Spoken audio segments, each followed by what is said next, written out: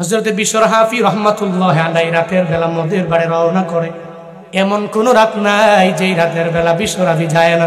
হযরত বিশর হাফি রওনা, মদের বাড়ি মদ্যপান করবে রওনা।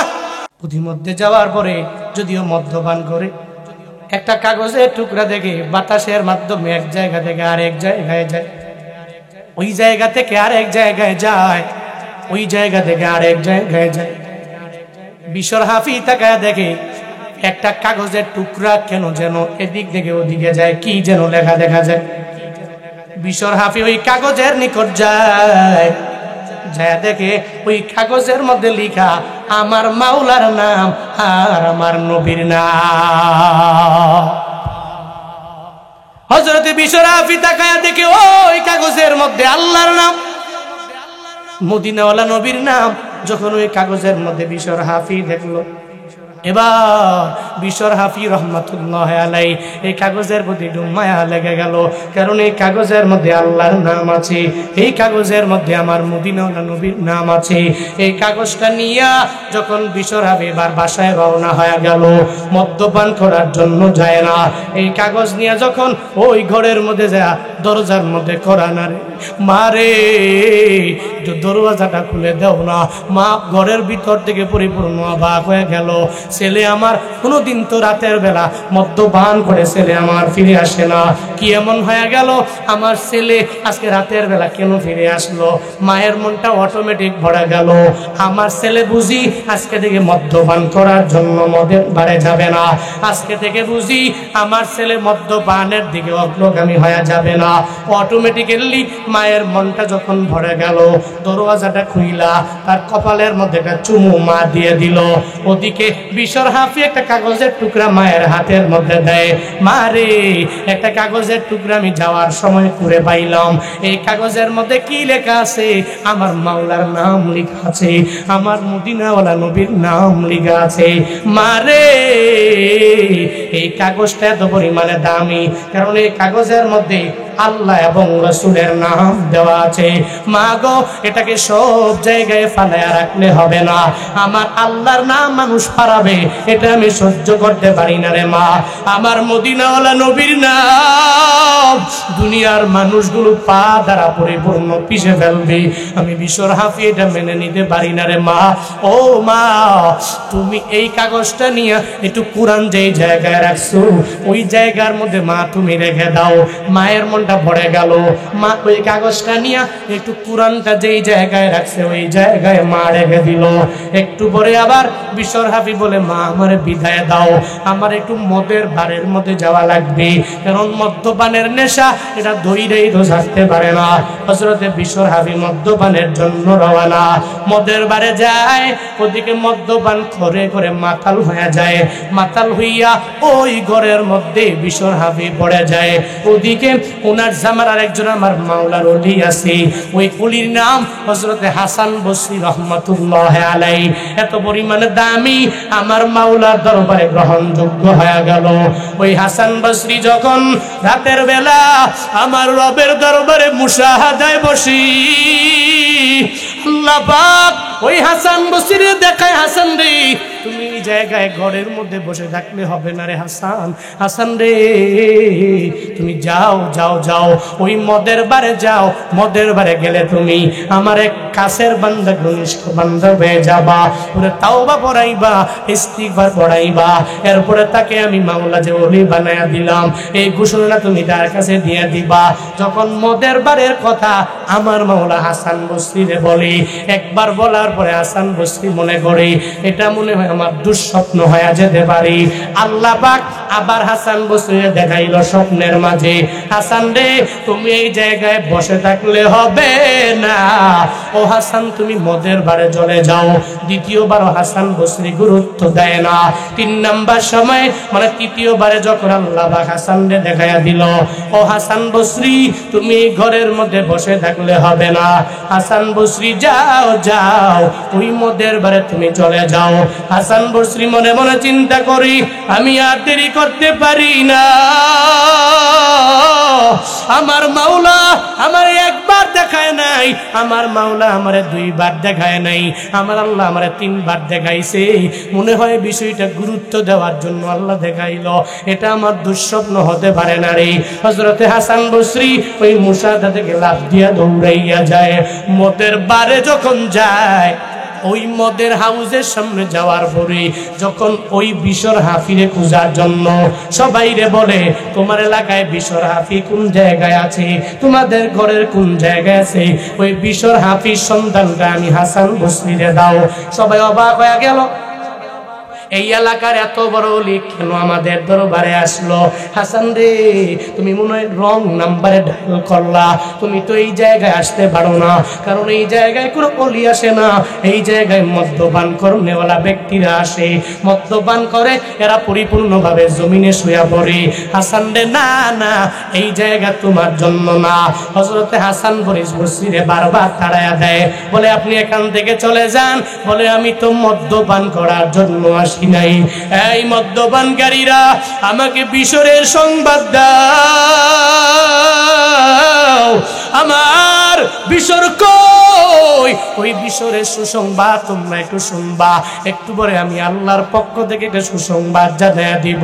ওই বিশর একটু আগে মদ্যপান করে পরিপূর্ণ জমিনে পড়ে গেল। ওই যে বিশর মাতাল হইয়া ওই ঘরের মধ্যে পড়ে আছে। একটু পরে হাসান বসরি গেল আর বিশর মাথার মধ্যে হাত দিয়ে দিল। বিশর একটু পরে তখন হুঁশটাকে ফিরে পাইল, বেহুশ থেকে হুঁশে যখন ফিরে পায়, হযরতে বিশর হাফি সঙ্গে সঙ্গে লাফ দিয়া জেগে যায়। হাসান বসরি, এই জামানার সর্বশ্রেষ্ঠ ওলি, আপনি আমার দরবারে আপনি কেন আসলেন? আমার মতো তো এত বেদামি কেউ নাই, আমি তো দামি মানুষ না, কারণ আমি মদ্যপান করি, আমার মতো খারাপ কেউ হতে পারে না, আপনার মতো ওলি মানুষ, কিন্তু আপনি আমার দরবারে হাজির হয়ে গেলেন কেন রে? কেন আপনি আমার দরবারে হাজির হয়ে গেলেন? হাসান বসরি ডেকে বলে, ও বিশর, না না, আমার চাইতে আমার মাওলা তোমার দামি বানায়া দিছে। বিশর রে, কি এমন আমল তুমি করলা, আল্লাহ পাক তোমার এত পরিমাণে দামি বানায়া দিল? বিশর ডেকে বলে, ও হাসান বসরি, তুমি কোন কথা আমায় বলো, যেই কথা আমি কশিন কেন বিশ্বাস করে নিতে পারি না। আমার আল্লাহ আমারে ক্ষমা করে আমার মতো মদ্যপানকারী রে আমারে মাফ আমার মাওলা করে দিতে পারে, আবার আপনার চাইতে আমারে দামি বানায়া দিতে পারে। এটা আমি বিশ্বাস করতে পারি না, এটা আমি টাস করতে পারি না। হাসান বসরি রে, আমার সাথে মজা না কইরা এই জায়গা থেকে চলে যাও। একটু পরে একটা গাইবি আওয়াজ চলে আসলো, বিশর হাফি, আমার মাওলার নাম তুই ওই জমিনে ঘোরাঘুরি খাইলো, তুই ওই নামটাকে দেখার পরে তো পাগল হয়ে গেলা, ওই নামটারে নিয়ে নিয়ে চুমু খাইলা, এরপরে মায়ের দরবারে নিলা, ওই জায়গায় নিয়ে মায়ের হাতের মধ্যে তুমি দিলা। তোমার মা আমার আল্লাহ নামটারে আলমারির উপরে রেখে দিল, কোরআনের সঙ্গে ওই কাগজের টুকরারে রেখে দিল। আমি আল্লাহর নাম বড় করার কারণে বিশর রে, আমি আল্লাহ তোমার জিন্দেগি সব গুনাহ মাফ করিয়া তোমারে আমি মাওলার বন্ধু বানায়া নিলাম। আউলিয়ারা কারে উকবা এখতিয়ার, জাহেলারা কারে দুনিয়া এখতিয়ার, মাইলে মুমিন সুয়ে মুমিন মিশাওয়াত, মাইলে কাফির সুয়ে কাফির মিশাওয়াত, সোহবতে সালেহ তোরা সোলেহ কুনাত, সোহবতে তালেহ তোরা তোলেহ কুনার এক জামানা, সোহবতে বা আউলিয়া বেহতর সদ সানাত ওয়াত বেরিয়া।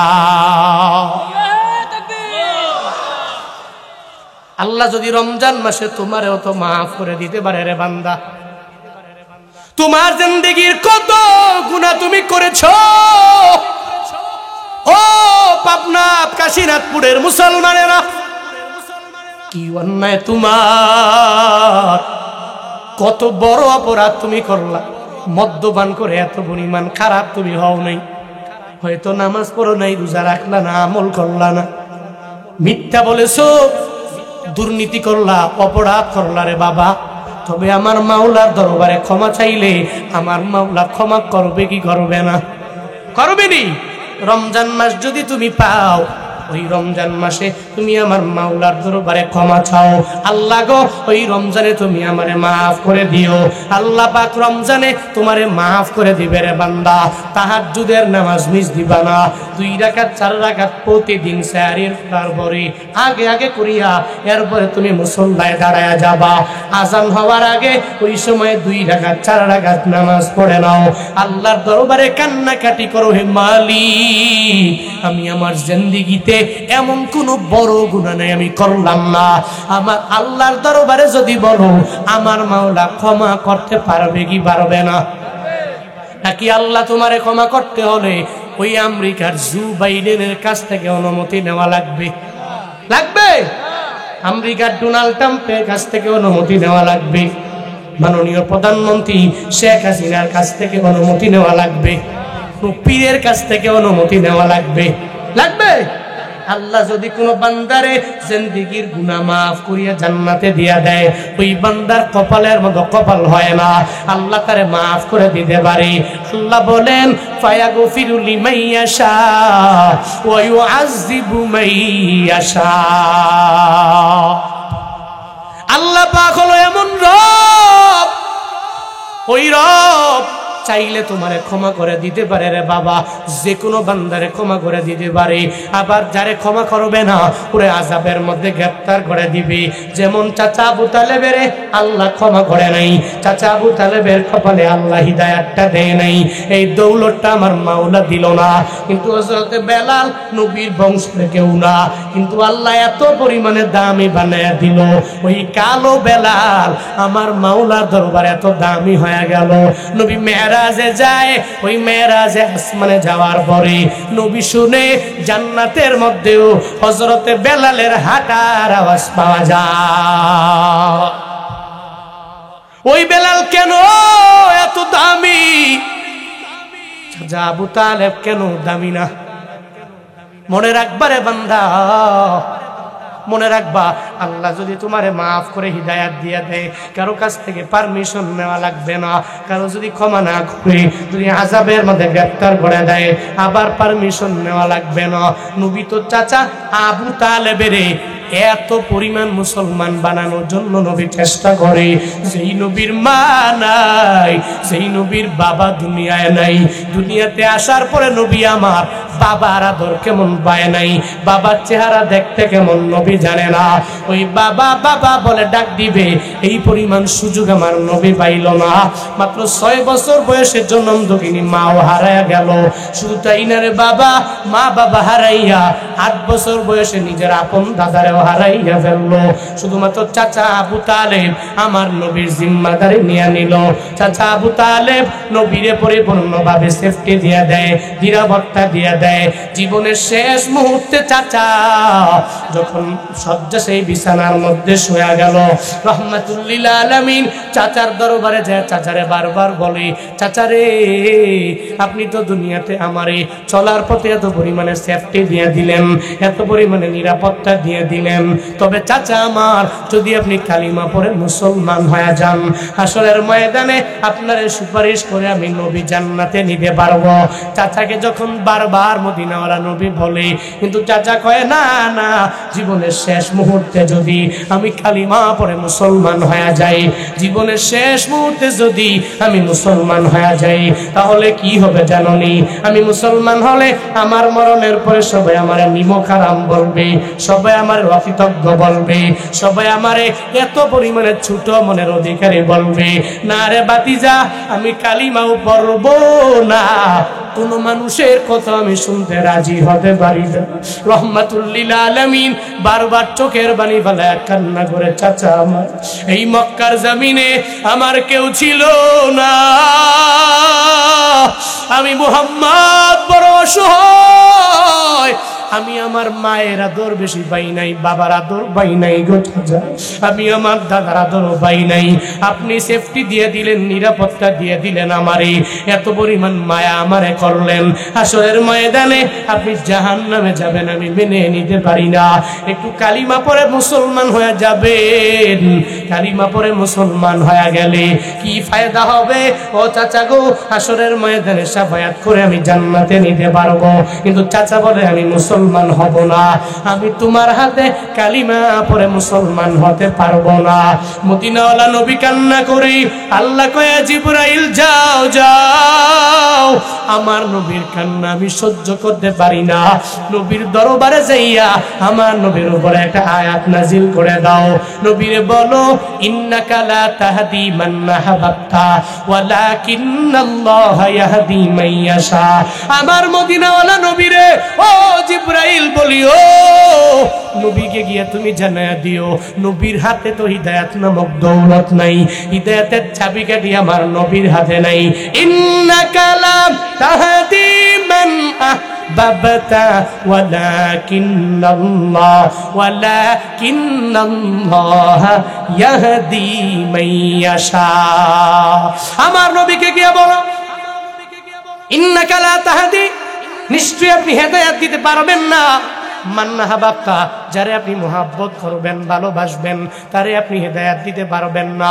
খালি মোহাব্বত করলেই হেদায়াত আপনি দিতে পারবেন না, কারণ হলো ওয়ালাকিন্নাল্লাহা ইয়াহদি মান ইয়াশা। বরং হেদায়াত নবীর হাতে নাই, কোনো আলেমের হাতে নাই, কোনো হুজুরের হাতে নাই, কোনো পীরের হাতে নাই, কোনো আম্বিয়াদের হাতে ছিল না, কোনো রাসূলদের হাতে আল্লাহ দেয় নাই, বরং হিদায়াতের চাবিকাঠি একজনের হাতে। চিল্লা বলো তার না। কার হাতে? কার হাতে? এই জন্য অনেকে কয় হুজুরে খালি বয়ান করে হেদায়েত দিও না, আর ওইব কেমনি? হুজুরের হাতে চাবি নাকি? একজনের যদি সারা বিশ্বের সব স্কলার দিয়াই না পানি পড়া খাওয়ায়, এর বাইকটা যদি ভর্তা খাওয়ায়, যে আমরা সবাই মিল্লা হুজুর রাইলাম, তুমি একটু ভালো, যদি এর কপালে হিদায়াত না থাকে, সারা বিশ্বের সমস্ত হুজুর যদি এর পায়ও ধরে, হেদায়াত না থাকলে হবে? হবে। কিন্তু আরেকজনের কপালে হিদায়াত আছে, ওরে কোন হুজুরে বলা লাগে নাই, একজন আম ব্যক্তি এর কাছে গিয়া কোন রকম বিভিন্ন জায়গায় মজলিসে বসে কিছু শিখছে, এর বলছে, এরপরে আল্লাহ পাকের হেদায়াত দিয়ে দিছে। মনে রাখবেন, কপালে হিদায়াত থাকলে বেলালের মতো ব্যক্তি কালো হওয়ার পরেও, একজন দাস হওয়ার পরেও নবীর জন্য পাগল হতে পারে, কপালে হিদায়াত জুটতে পারে।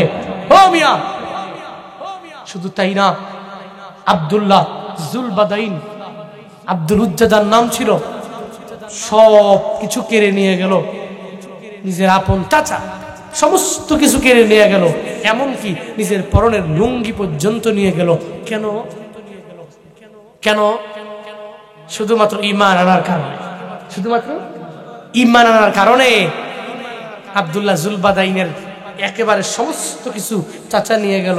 মনে রাখবেন, হিদায়াত যদি কপালে থাকে, নিজের লুঙ্গি পর্যন্ত খুইলা হলেও, নিজের পরনের কাপড় পর্যন্ত খুইলা হলেও দৌড়ে নবীর দরবারে যাবে, কারণ হিদায়াতটা আল্লাহ পাক দিয়া দিছে। মনে রাখবেন, আল্লাহ এই পৃথিবীতে যে মানুষকে হিদায়াত দিয়েছেন, আল্লাহ এদেরকে অনেক দামি বানিয়েছেন, সম্মান দিয়েছেন। যেরকম আল্লাহ হিদায়াত দিয়েছেন ওই যে 7 জন যুবকের, আসহাবে কাহাফের 7 জন যুবক, আল্লাহ এদেরকে হেদায়াত দিয়েছেন।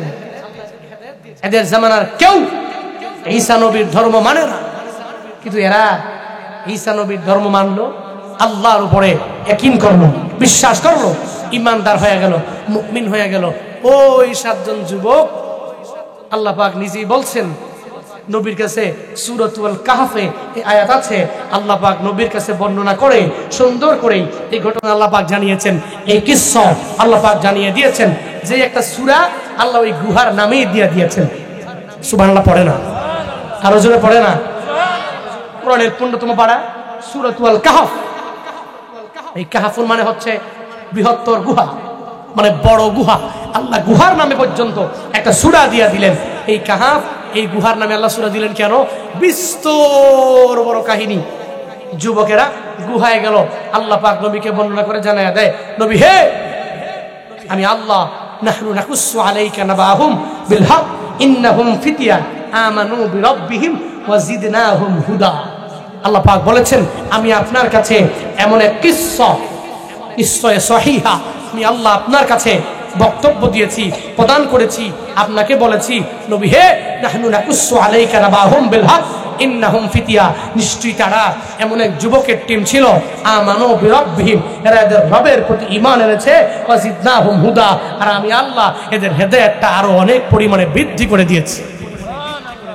মনে রাখবেন আল্লাহ যাদেরকে হেদায়েত দেয় পৃথিবীর কোনো ব্যক্তি তারে মুসলিম ধর্ম থেকে ইমানদারদের থেকে আলাদা করতে পারে না। যদি না দেয় তো ওই নাস্তিক নিজুম মজুমদারের মতোই হবে। এরা যতই কয়, যতই হুজুরেরা বলে, যতই ইমামেরা বলে, যতই খতিবেরা বলে, এর আল্লাহরে নিয়ে কটূক্তি করা যাবে না। যার একজন আছে না আসাদ নূর, দেখেন নাই ফেসবুকে? এই যুবকরা তুমি দেখছো না, মানে আল্লাহকে নিয়ে কি পরিমাণ কটূক্তি সে করে। রহমাতুল্লিল আলামিনকে সুন্দর করে নবীর নামটা পর্যন্ত উচ্চারণ করে না। আমি গতকালকেও দেখছি ফেসবুকে একজন পোস্ট দিয়েছে, এই আসাদ নূর এত পরিমাণ সেকুলার, এত পরিমাণ নাস্তিক, আপনি একজন মুমিন হয়ে যদি আদনা থেকে আদনা ঈমান যদি আপনার অন্তরে থাকে, ওর কথা শুনলে আপনার গায়ের প্রত্যেকটা লোম দাঁড়িয়ে যাবে, আপনি এর পাইলেই কতল করবেন। এমন বাজে বিশ্রী কথা আল্লাহ এবং রসুল নির্ণয় করে।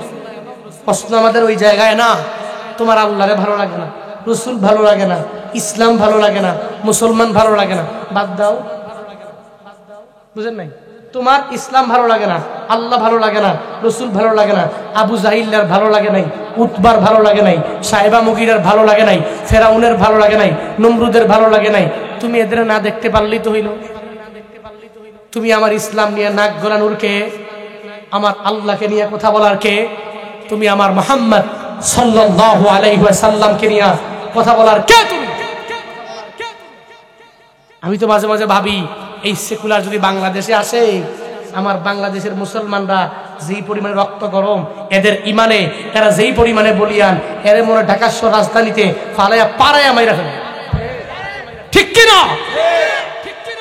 যতগুলো সেকুলার আছে আমি দেখছি এরা বাংলাদেশে বসে বসে কোনো কটূক্তি করে না। তো জায়গা নিউ ইয়র্কে যেখানে মুসলমানদের সংখ্যা কম, জায়গা ইউরোপ কান্ট্রি বিভিন্ন দেশে, ওখানে যে বৈশা বৈশা একটা বাসা নিছে, সিপাহে বৈশা বৈশা একটা অনলাইনে মোবাইল লইয়া আল্লাহরে নিয়ে বহে মদিনা ওরা নবীরে গালিগালাজ করে।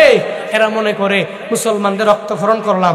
আল্লাহ যদি এদের হেদায়েত না দেয়, আমি জুনায়েদ আল হাবিব কেন সারা বিশ্বের সমস্ত মুসলিম শায়েখরা মিলেও তো কপালে হিদায়াত জুটাইতে পারবে না। কারণ হিদায়াতের মালিক কে? আরো জোরে বলেন কে?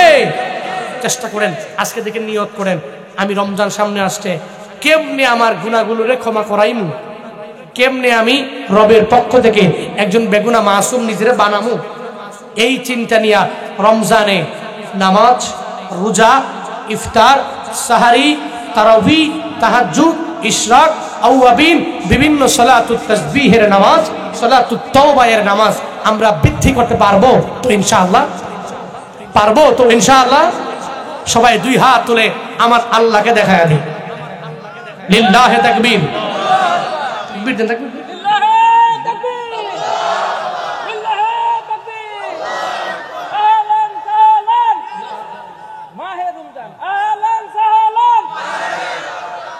তোমাদের বিরান রেডি করো, রেডি আছে তো?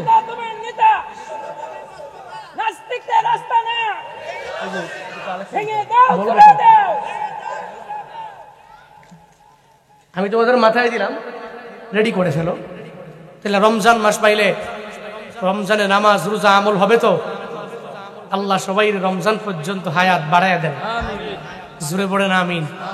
ও মিয়া, গতকালকের আগের দিন রাতের ঘটনা দেখেন নাই? বেইলি রোডের ঘটনা। আর এই কাচ্চি ভাই তো আমরাও কত কাচ্চি হয়েছি। কপা নসিব, নসিব রমজান পর্যন্ত আমি বাঁচবো কি বাঁচবো না, এই গ্যারান্টি কি আমার আছে? আছে ভাই, আছে? নেই। এই গ্যারান্টি কেউ দিতে পারবে না, কেউ পারবে না। আল্লাহ সবাইকে রমজান পর্যন্ত হায়াত বৃদ্ধি করে দেন, বাড়িয়ে দেন, জোরে পড়েন আমিন। আর একটু কথা মাঝখান দিয়ে বাকি আছে, কিন্তু আপনাদের মনে আছে কিনা আমি জানি না। নবীজি তাহলে প্রথম সিঁড়িতে আমিন বলার বলছেন, কেন বলছেন? দ্বিতীয় সিঁড়ি তৃতীয় সিঁড়িতে আমিন কেন বলবেন? দ্বিতীয় সিঁড়ির মধ্যে রাহমাতুল লিল আলামিন জোরে আমিন বললেন। সাহাবায়ে কেরাম নবীরে জিজ্ঞেস করার পরে নবী জানায়া দিলেন, এই সাহাবায়ে কেরাম, আমি নবী দ্বিতীয়বার আমিন কেন বললাম জানোনি? আমি নবীর নাম শোনার পরে যারা দরুদ পড়ে না, আমি নবীর নাম শোনার পরে যারা ছোট্ট থেকে ছোট্ট একটা দরুদ পড়তেও যারা ভুলে গেল, যারা আমি নবীর দরুদ পড়তে বখিল হয়ে যায়, আমি নবীকে জিব্রাইল জানায় দিল নবী ওই বখিল উম্মতেরা ধ্বংস হয়ে যাক। আমি চুপ থাকতে পারি নাই, দ্বিতীয় সিঁড়ির মধ্যে আমি জোরে জোরে আমিন বললাম। 3 নাম্বার সিঁড়ির মধ্যে আমি কেন জোরে আমিন বললাম জানুনি? জিব্রাইল আমার দরবারে এবার 3 নাম্বারে জানায়া দিল, নবী হে, আপনার যে উম্মতেরা একটা বৃদ্ধ বিদ্যা পিতা মাতা পাওয়ার পরেও এদের সাথে ভালো আচরণ করতে পারলো না, এদের দোয়া নিয়ে আগায় যেতে পারলো না, এদের মহাব্বত নিয়ে আগাইতে পারলো না, এদেরকে রাজি করে দুনিয়াতে যারা জান্নাত কামাইতে পারলো না, এই সমস্ত সন্তানেরা এদের মা বাবার সাথে বৃদ্ধ বিদ্যা আব্বা আম্মারে পাওয়ার পরেও এদের পায়ে পইরা যায় এদের থেকে দোয়া নিতে পারে নাই, এদের সামনে যায় এদেরকে রাজি করতে পারে নাই, এদের প্রতি ইহসান যারা করতে পারে নাই, ওই সমস্ত মা বাবার সন্তানেরা ধ্বংস হয়ে যায়। নবী আমার বলেন, আমি চুপ থাকতে পারি নাই, আমি জুড়ে চিল্লে আমিন বললাম। কি বুঝা গেল রে বাবা?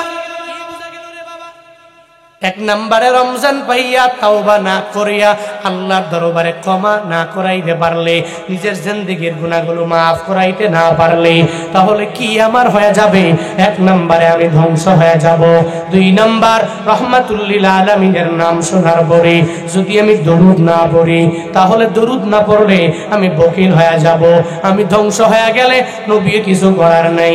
3 নম্বরে, আমার মা বাবার সাথে যদি আমি বেয়াদবি করি, এদের সাথে ভালো আচরণ করিয়া যদি এদের রাজি না রাইখা চলতে পারি, আমি যদি রাজি না করি, এদের থেকে দোয়া নিয়ে যদি অগ্রগামী না হয়ে যাই, তাহলে আমার আল্লাহর দরবারে আমার হিসাব দেওয়া লাগবে, আমিও আল্লাহর রাজি বানাইতে পারলাম না, আমি ধ্বংস হয়ে যাব। রাহমাতুল লিল আলামিন বললেন, তাদের জন্য আমি নবীর বিন্দুমাত্র পরিমাণ মায়া হবে না। ও পাবনার মুসলমানেরা, ও বেড়ার মুসলমানেরা, আজকে থেকে এই 3টা কাজ বেশি বেশি করা লাগবে। সামনে রমজানে তাওবা বেশি হবে, ইস্তিগফার বেশি হয়ে যাবে। 2 নম্বরে, নবীর নাম শুনলে কি পড়ব? কি পড়ব? সাল্লাল্লাহু। 2 নম্বরে এটা পড়ব। 3 নম্বর, যাদের মা বাবা দুনিয়ায় বেঁচে আছে, ওই মা বাবার থেকে দোয়া নিয়ে চলবো, পারবো ইনশাআল্লাহ। সমস্ত মানুষের মাঝে হিন্দু আছে, খ্রিস্টান আছে, বৌদ্ধ আছে, সমস্ত মানুষের মাঝে আছে মুসলমান। সব মানুষের মাঝে আল্লাহ পাক মুসলমানদের মর্যাদা আরো বাড়ায়া দিলেন। সমস্ত মানুষের মাঝে মুসলমান যেই পরিমাণ রবের দরবারে দামি, এই পরিমাণ দামি অন্য কেউ না, যেই পরিমাণ মুসলমানরা দামি। আবার সব মুসলমানের মাঝে আমার রবের দরবারে ওই মুসলমানদের মাঝে যারা নামাজ পড়ে 5 বেলা, যারা রমজানের 30টা রোজার আগে যারা যাকাত প্রদান করে, যারা হজ করে, কোনো অন্যায় করে না, কোনো অপরাধ করে না, ওই মুসলমানদের মাঝে এই মুমিনেরা রবের দরবারে বড্ড দামি। সব মুসলমানদের মাঝে আমার মাওলা এই মুমিনদের মর্যাদা আরো পরিমাণে বাড়ায়া দিল। আবার সমস্ত মুমিনদের মাঝে দামি হলো সাহাবায়ে কেরামেরা। যেই সাহাবায়ে কেরামের আল্লাহ সমস্ত মুমিনদের মাঝে মর্যাদাদের বাড়ায়া দিলেন, সব মুমিনদের উপরে আল্লাহ পাক এদের শ্রেষ্ঠত্ব দিয়ে দিলেন, আল্লাহ পাক এদের এত পরিমাণে দামি বানায়া দিলেন, যেই কারণে রাহমাতুল লিল আলামিন বললেন, আসহাবি কান নুজুম, আমার সব সাহাবায়ে কেরাম তারকারাজির ন্যায়। এমনকি যারা আমি নবীরে দেখলো, সচক্ষে ঈমান অবস্থায় আমি নবীরে দেখলো, এরা জাহান্নামে যাবে না, আমি নবীর সাথে এরা মাওলা জান্নাতে চলে যাবে। দুনিয়ার সব মুমিনদের মাঝে সাহাবায়ে কেরাম আরো অনেক পরিমাণে দামি। আবার সাহাবীদের চাইতে দুনিয়ার যত নবী আছে, আম্বিয়া যারা, দুনিয়াতে রাসূল যারা, এরা আরো অনেক পরিমাণে দামি। মানে সাহাবীদের চাইতে আম্বিয়ারা দামি, সাহাবীদের চাইতে রাসূলেরা দামি, সাহাবীদের চাইতে পয়গম্বররা রবের দরবারে আরো পরিমাণে দামি। শুধু তাই না, এই সমস্ত নবী আর রাসূলের মাঝে একজন নবী দামি আছে। ওই নবী আদম নবী না, ওই নবী ঈসা নবী না, ওই নবী দাউদ নবী না, ওই নবী সুলাইমান নবী না, ওই নবী মূসা নবী না, ওই নবী ঈসা নবী না, ওই নবী তোমার আমার নবী রাহমাতুল লিল আলামিন। শুধু তাই না রে বাবা, আরবিতে আছে 12 মাস। এই 12 মাসও রবের দরবারে দামি। তবে 12 মাসের মধ্যে একটা মাস আছে রবের দরবারে দামি। ওই মাসটা হলো রমজান মাস, যেটা আমাদের সামনে আমরা অপেক্ষায় রয়ে গেলাম। ওই রমজান মাস 11 মাসের চাইতে দামি না কম দামি? ওই রমজান মাসে যদি তুমি একটা নফল নামাজে দাঁড়ায়া যাও, একটু মুসল্লা বিছাইয়া একটু নফল নামাজ, যেই নামাজটা অতিরিক্ত নামাজ, এই নামাজে যদি দাঁড়াও, রমজানে একটা নফলের বদৌলতে নফল ইবাদত করছো, অন্য মাসে যদি নফল নামাজ পড়ো তো নফলের সওয়াব হয়ে যাবে। কিন্তু রমজানে যদি কোনো বান্দা মুসল্লা বিছাইয়া নফল নামাজে দাঁড়ায়, ওই নফল থাকে না, আল্লাহ পাক ওই নফলটারে ফরজে পরিণত করে দেয়। সুবহানাল্লাহ। ওই রমজানে যদি কোনো একটা ফরজ তুমি আদায় করো, একটা ফরজের বদৌলতে বান্দা একটা নেকি হবে এমনটা না, দুইটা নেকি হবে এমন না, 3-4টা নেকি হবে এমন না, বরং রমজানে যদি একটা ফরজ নামাজ তুমি পড়ো, তাহলে 700 গুণে পর্যন্ত আমার মাওলা বাড়ায়া দিতে পারি। শুধু তাই না রে বাবা, ওই রমজানে যদি কোরআন কইলা, যদি কোরআন তিলাওয়াত করো, যদি জবান দিয়া বের করে দিতে পারো, আলিফ লাম মিম তোমার জবান দিয়া বের হয়ে গেল, নম্বরে বললা আলিফ, 2 নম্বরে বললা লাম, 3 নম্বরে বললা মিম। এই 3টা ওয়ার্ড, তিনটা হরফ তুমি তোমার জবান দিয়া বের করে দিলা, কি পরিমাণ ফায়দা হবে রে বাবা। রমজান সারা এই সময় আলিফ লাম মিম যদি পড়ো, তাহলে 3টা হরফের বদৌলতে আল্লাহ পাক তোমার 30টা নেকি দিয়ে দিবে। কিন্তু রমজান মাসে যদি তুমি আলিফ লাম মিম তোমার ঘরের মধ্যে যায় যদি তুমি পড়ে নাও, অথবা হাঁটতে বসতে উঠতে চলতে ফিরতে যদি বান্দা তুমি পড়ো আলিফ লাম মিম, তোমার আমলনামায় আল্লাহ 30টা নেকি দিয়া পরিসমাপ্তি ঘটাবে না, বরং আমার মাওলা এই 3টা হরফ তোমার জবান দিয়া বের করার বদৌলতে 210টা নেকি আল্লাহ আমলনামায় দিয়ে দিবে। ও পাবনা এলাকার মানুষেরা, বলো রমজানের দাম কম না বেশি? কম না বেশি? আল্লাহ পাক বলেন আমার সব মাসগুলো সমান, আমি রবের দরবারের দিনগুলো সমান, আমি রবের দরবারে রাতও সমান। তবে সমান হলেও আমি আল্লাহ একটারে আরেকটার উপরে শ্রেষ্ঠত্ব দিয়ে দিলাম, একটারে আরেকটার উপরে মর্যাদা বাড়াইয়া দিলাম। একটা মুফতির যে পরিমাণ দাম, একটা মাওলানার এই পরিমাণ দাম নাই। একটা মাওলানার যে পরিমাণে দাম, একটা হাফেজে কোরআনের ওই পরিমাণ দাম নাই।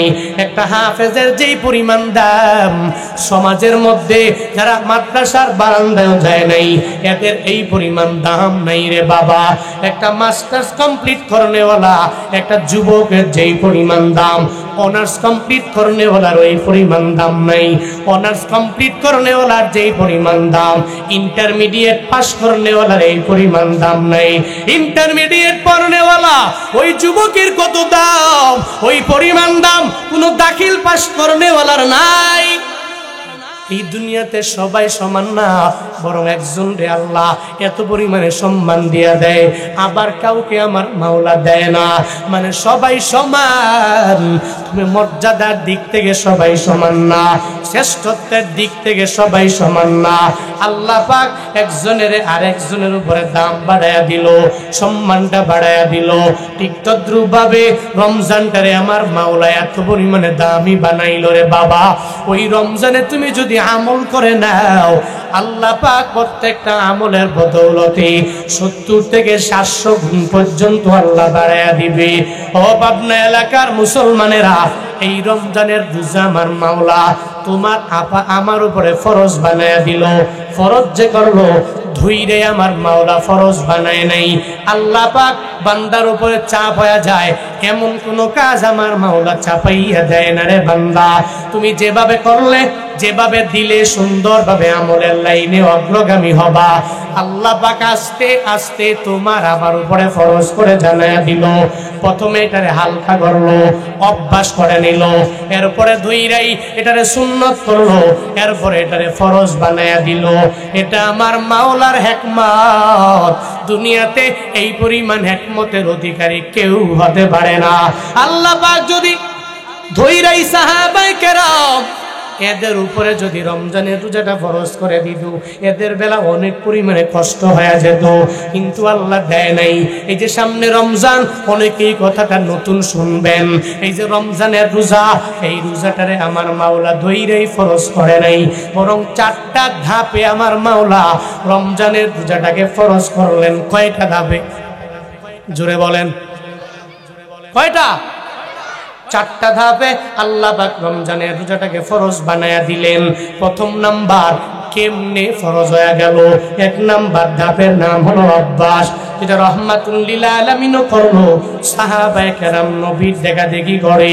আব্দুল্লাহ ইবনে মাসউদ রাদিয়াল্লাহু তাআলা আনহুর বর্ণনা, আন আব্দুল্লাহ ইবনে মাসউদ রাদিয়াল্লাহু তাআলা আন قال كان النبي صلى الله عليه وسلم يصوم 3 أيام من كل شهر। আব্দুল্লাহ ইবনে মাসউদের বর্ণনা তিনি জানায়া দেয়, রাহমাতুল লিল আলামিন নবী আমার রমজানে 3 দিন নবী সর্বাবস্থায় রোজা রাখতেন। কয়দিন? জোরে বলেন। 3 দিন নবী প্রত্যেক মাসে নবী রোজা রাখলেন, 3 দিনের রোজা।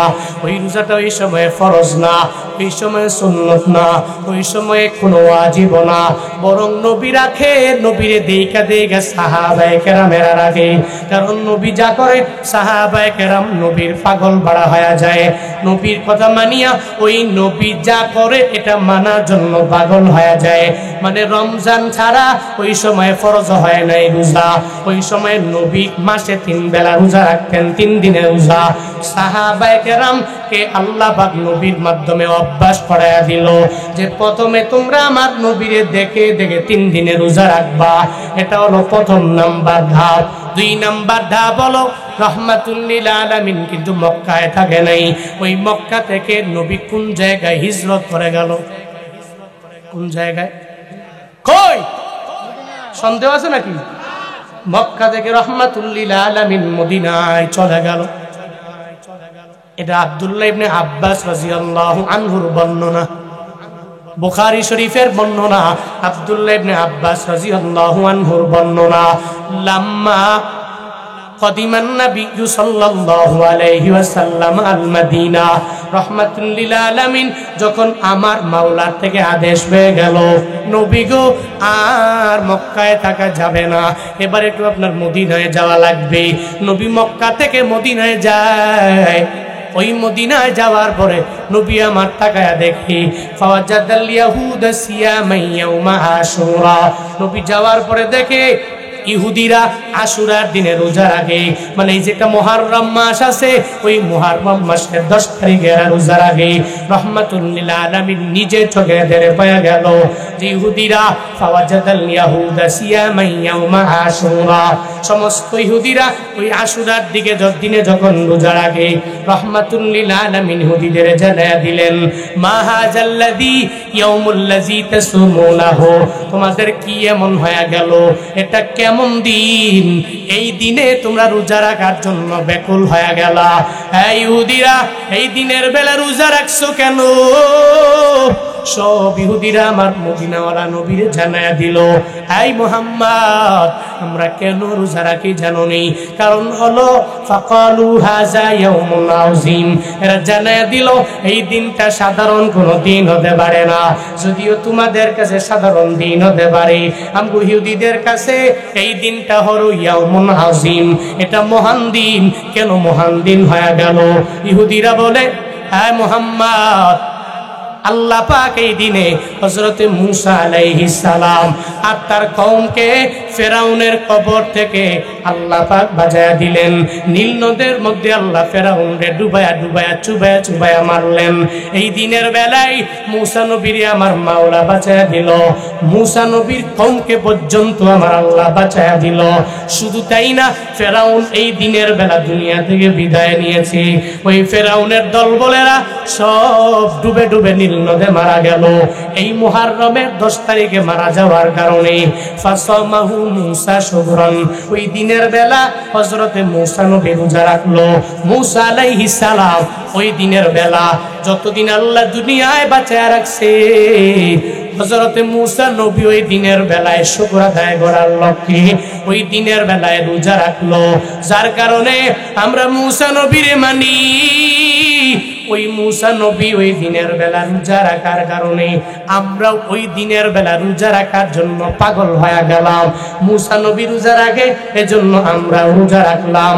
রাহমাতুল লিল আলামিন জানায়া দিলেন, এই সাহাবায়ে কেরাম এরা ইহুদিরা যদি মূসা নবীরে মাইনা, এরা যদি মুহররমের 10 তারিখ রোজা রাখতে পারে, ফানাহনু আহাক্কু ওয়া আউলা বিমূসা মিনকুম, আমরা তো ওই মূসা নবীর ব্যাপারে এদের চাইতেও আমরা আরো অগ্রগামী। কারণ মূসা নবীরে আমরা যেই পরিমাণ ভালোবাসি, এরা তো এই পরিমাণ ভালোবাসতে জানে না, এরা এই পরিমাণ ভালোবাসা দিতেও পারবে না।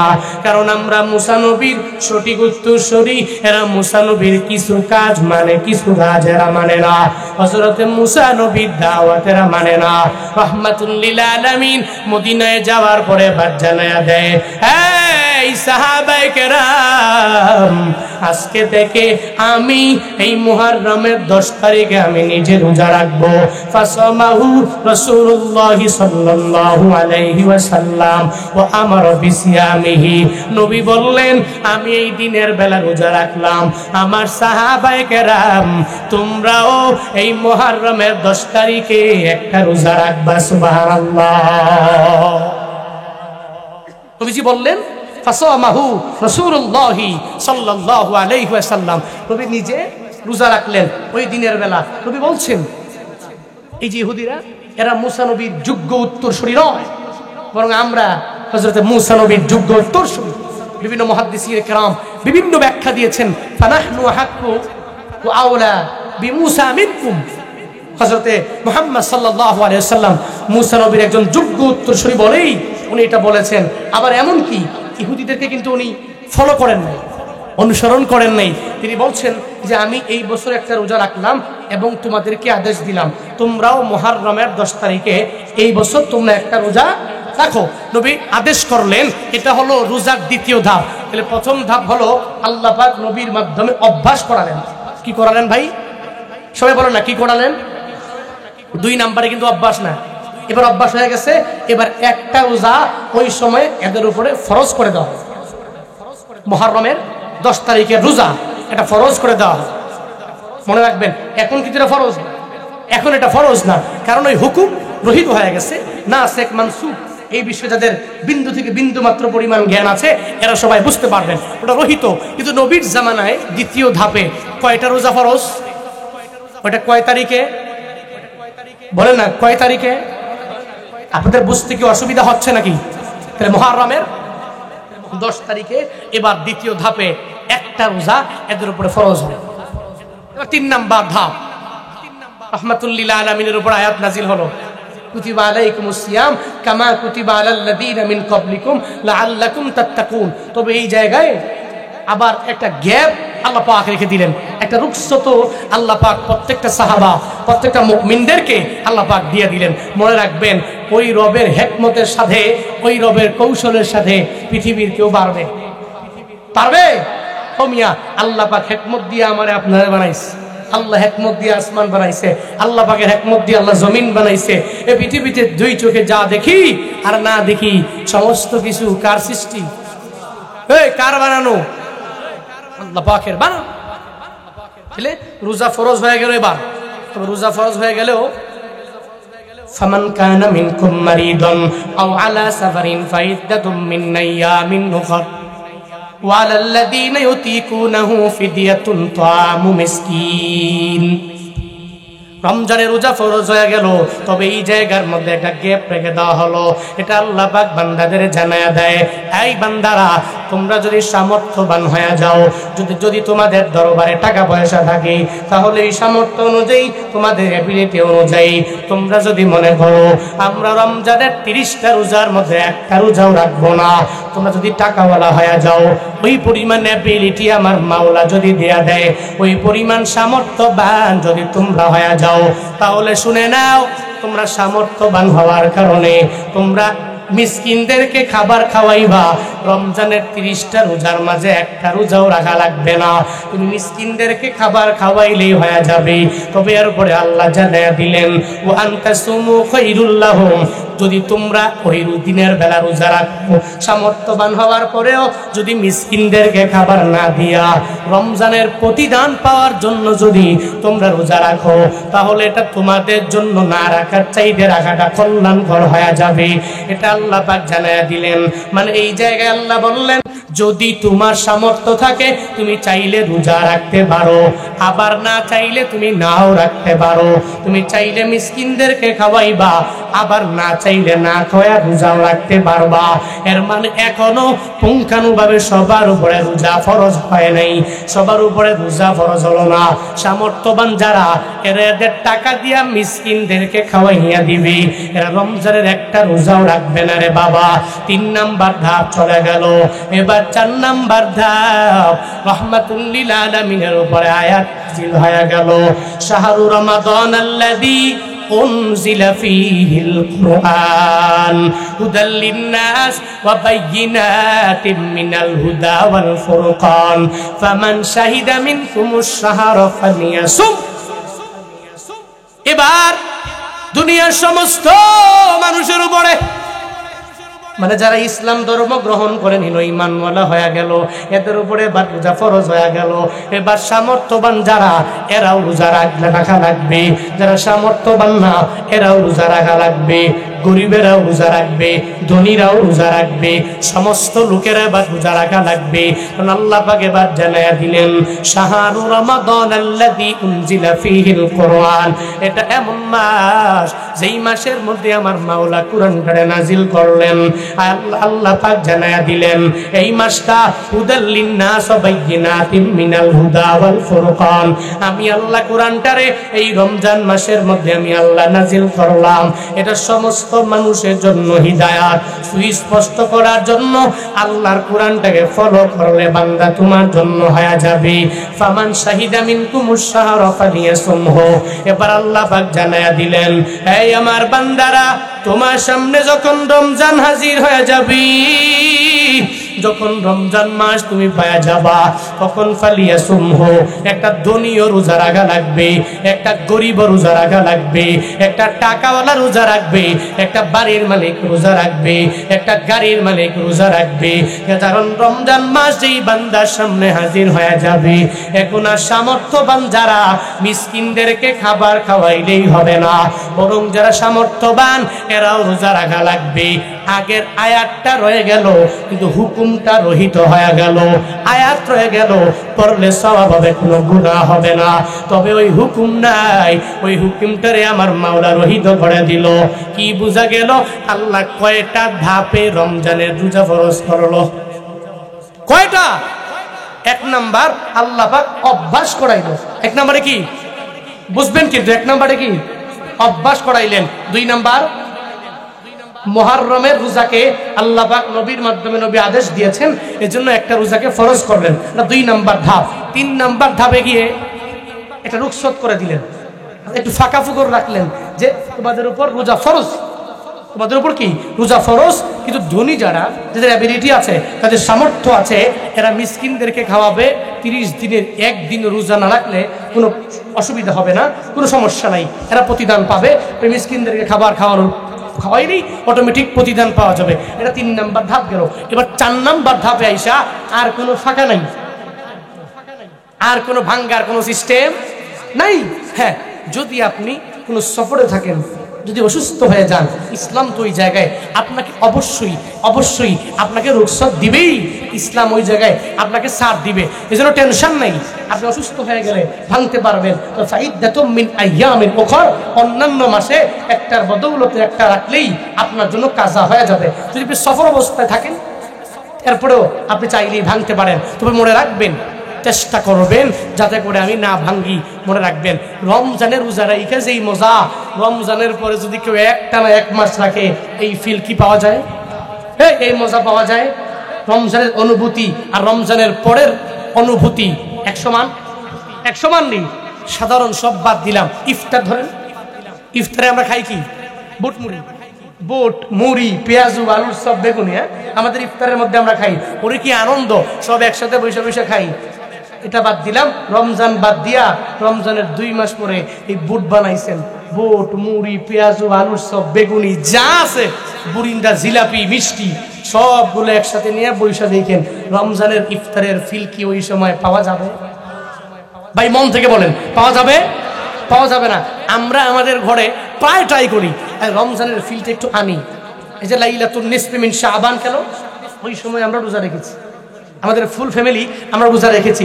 তো ওই রোজার দিনে ইফতারি করার জন্য এরা অনেক কিছু পাকাইছে। কিন্তু মাগার চেষ্টা করি রমজান মাসেরও একটা ফিল আনার জন্য, এটা চেষ্টা করলেও অসময় হয় না।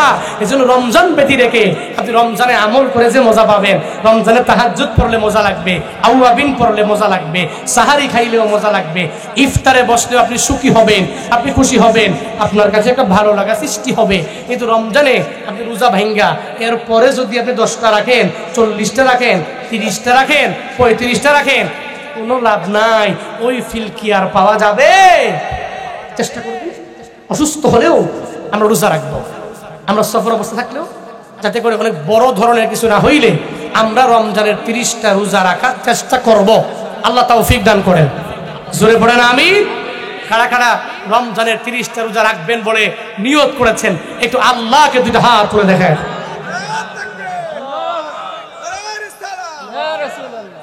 তাকবীর দেন, ভালো করে তাকবীর দেন।